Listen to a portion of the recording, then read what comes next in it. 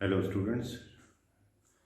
आज हम जो है कि फाइनेंशियल लिवरेज को समझने की कोशिश करेंगे और इसमें जो है कि आपको ये ध्यान देना होता है कि जो हमारा जो मेन ऑब्जेक्टिव है फाइनेंशियल मैनेजमेंट का वो किस तरह से पूरा होता है।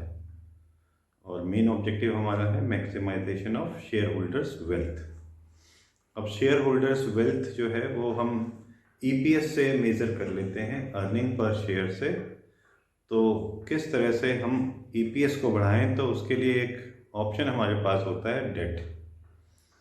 डेट कंपोनेंट को कैपिटल स्ट्रक्चर में इंक्रीज करके हम लोग ईपीएस को एक लिमिट तक बढ़ा सकते हैं। और उसको बढ़ाने के लिए कुछ इन्फॉर्मेशन हमें यहाँ दी हुई है जो ऑलरेडी गिवन होती है क्वेश्चन में, जिसमें कि 3 कंपनीज को, इमेजिनरी कंपनीज को दिया गया है।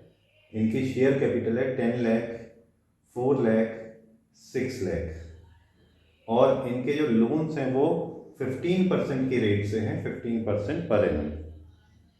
कंपनी ए जो है वो कोई लोन नहीं लेती है, कंपनी बी 6 लाख का लोन लेती है, कंपनी सी 4 लाख का लोन लेती है।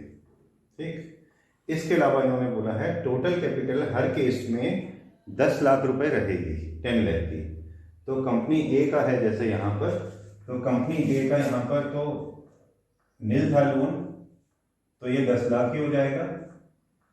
कंपनी बी का 4 लाख का तो जो है शेयर कैपिटल है, प्लस 6 लाख का जो है इनका लोन है, तो ये भी 10 लाख हो जाएगा। और कंपनी सी का 6 लाख की शेयर कैपिटल है, 4 लाख का लोन होने के बाद में ये भी 10 लाख हो जाएगा। तो ये आपकी टोटल कैपिटल हो गई। इसके अलावा इन्होंने बोला है कि जो इन पर इनकम टैक्स लगेगा वो 50% के रेट से लगेगा और हर शेयर की प्राइस 100 रुपये होगी। तो अब इस तरह के न्यूमेरिकल को आपको किस तरह से सॉल्व करना है और क्या इसका कंसेप्ट है वो आप देखिए, समझिए, और फिर भी अगर समझ में नहीं आता है तो आप मुझसे पूछ सकते हैं। तो सबसे पहले हमें यहाँ लिखना होता है earning before interest and tax. ठीक है, तो इसको लिखने के लिए हम लोग जो है सभी कंपनीज में एक कॉमन प्रॉफिट डाल देते हैं, जिसको कि 3 लाख हम लोग फिक्स कर लेते हैं। कंपनी ए में भी 3 लाख रहेगा, कंपनी बी में भी, और कंपनी सी में भी 3 लाख रहेगा। ठीक है, ये सबको समझ में आ जाना चाहिए, ये गिवन है। ठीक है, हम चाहे तो इसको यहां लिख सकते हैं profit equal to 3 lakh in each case, ये भी गिवन होता है। यहां हम ये शो करना चाह रहे हैं कि जब कंपनीज का प्रॉफिट एक जैसा है तो ईपीएस अलग क्यों है। तो ईपीएस अलग क्यों है, केवल डेट कंपोनेंट का होना जो है वो उसमें जो है अंतर ले आता है, किस तरह से कैपिटल स्ट्रक्चर में डेट का यूज किया गया है। तो अब हम क्या करेंगे, इसमें से लेस इंटरेस्ट, और इंटरेस्ट भी है एट द रेट ऑफ, यहां दिया हुआ है आपको 15% पर एनम। तो फर्स्ट केस में आपको पता है कि यहां पर नील था, इनका लोन कुछ नहीं था, तो इन पर कोई इंटरेस्ट भी नहीं पड़ेगा। सेकंड केस में इनका जो लोन है वो 6 लाख का है, तो ये 90,000 का हो जाएगा कंपनी बी के केस में। और थर्ड केस में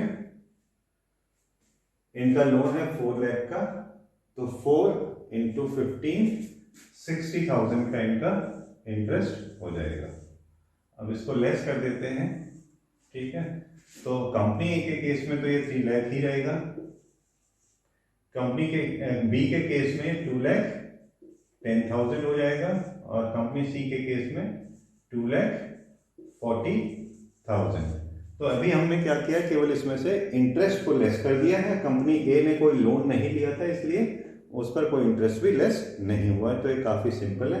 अब इसका नाम देना पड़ेगा हमें, तो इसको बोलेंगे अर्निंग बिफोर टैक्स। ठीक है, ईबीटी। अब इसमें से लेस करना है टैक्स को, लेस टैक्स। तो टैक्स की जो रेट है वो हमने यहाँ पर इमेजिनरी 50% रखी है, जो कॉर्पोरेट टैक्स नॉर्मली 30% होता है, 50 हमने रख दिया है। 50% टैक्स हर कंपनी पर लगेगा, ठीक है। तो इस कंपनी पर 50% टैक्स लगेगा इनके प्रॉफिट के हिसाब से, तो 1,50,000 हो जाएगा। इनका हो जाएगा 1,05,000 और इनका हो जाएगा 1,20,000। इसको फिर से लेस कर देंगे तो अब हमारे पास यही फिगर्स बचेंगी, 1,50,000, 1,05,000 एंड 1,20,000, क्योंकि 50% टैक्स था। तो इसका भी कोई नाम देना होगा, तो इसका नाम हो जाएगा अर्निंग आफ्टर टैक्स। ये आपको हमेशा याद रखना है कि इंटरेस्ट को पहले माइनस करना है, उसके बाद आपको टैक्स को माइनस करना है, तो कभी कोई गलती नहीं होगी। अब हमारे पास जो है अर्निंग आफ्टर टैक्स आ चुका है, ठीक है। अब इसके बाद हमें क्या करना होता है, तो इसके बाद हमें जो है ईपीएस निकालना होता है। अर्निंग यहीं पे निकाल लिया जाता है, अर्निंग पर शेयर, एक शेयर में हमारी इनकम कितनी होती है। तो तीनों कंपनीज के केस में हमें पता है कि हमारे पास जो है कि अर्निंग आफ्टर टैक्स कितना प्रॉफिट बचा है। ईपीएस का जो फॉर्मूला होता है वो प्रॉफिट आफ्टर टैक्स या earning after tax upon number of equity shares होता है, numbers of equity shares. EPS का फॉर्मूला क्या होता है, earning after tax upon number of equity shares. तो नंबर ऑफ इक्विटी शेयर्स हम कैसे निकालेंगे, तो उसके लिए सिंपल सा है कि यहां पर हमारे पास जो है शेयर कैपिटल दी हुई है और एक शेयर का प्राइस जो है वो 100 रुपए का है, तो 100 से इसको डिवाइड कर देंगे, ठीक है। तो ये फर्स्ट केस में 10,000 आ जाएगा, यहाँ पर 4,000 आ जाएगा और 6,000 आ जाएगा, ठीक है। और प्रॉफिट इनके दिए हुए हैं, तो यहीं पर इनको डिवाइड कर देते हैं। फर्स्ट केस में इन दोनों का डिवाइड होगा, 10,000 यहाँ आ जाएगा, दूसरी कंपनी का 4,000 आ जाएगा और फिर 6,000 आ जाएगा। तो ईपीएस हमारा इन दोनों को डिवाइड करके आने वाला है, ठीक है।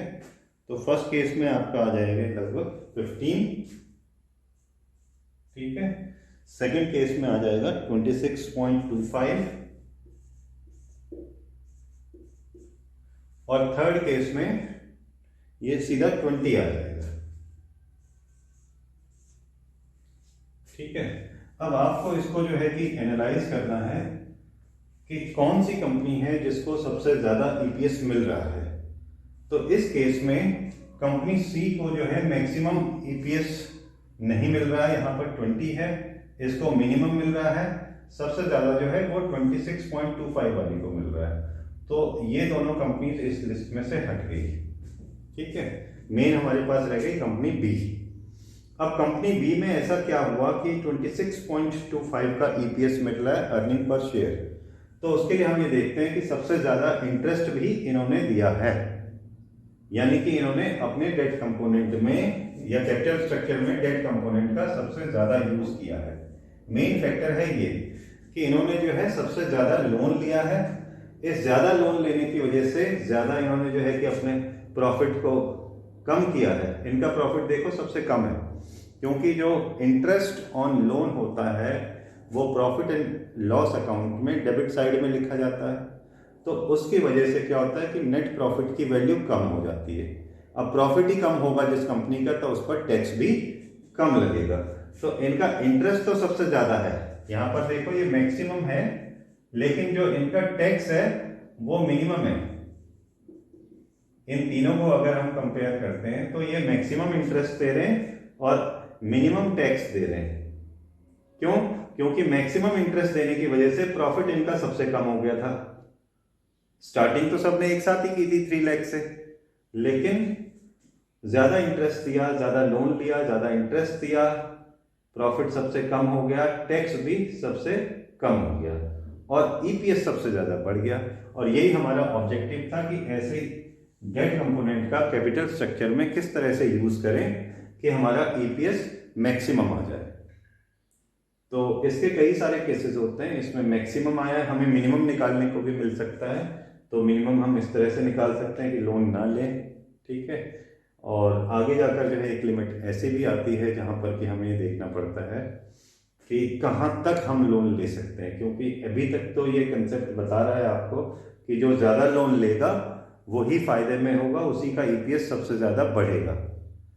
लेकिन ऐसा नहीं होता है कि आप लोन लिमिट से ज़्यादा लेने लग जाओ। एक टाइम ऐसा भी आएगा कि जब आप ज़्यादा लोन लोगे तो आपकी कंपनी का ईपीएस घट जाएगा।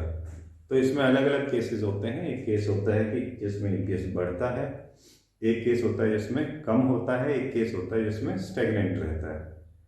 तो ये स्टार्टिंग थे इस टॉपिक की, इसको समझाने के लिए मैंने इस तरह से आपको थोड़ा सा बताया है। अगर आपको समझ में आता है तो ठीक है, नहीं आता है तो आप मुझसे इसको दोबारा पूछ सकते हैं। Thank you students.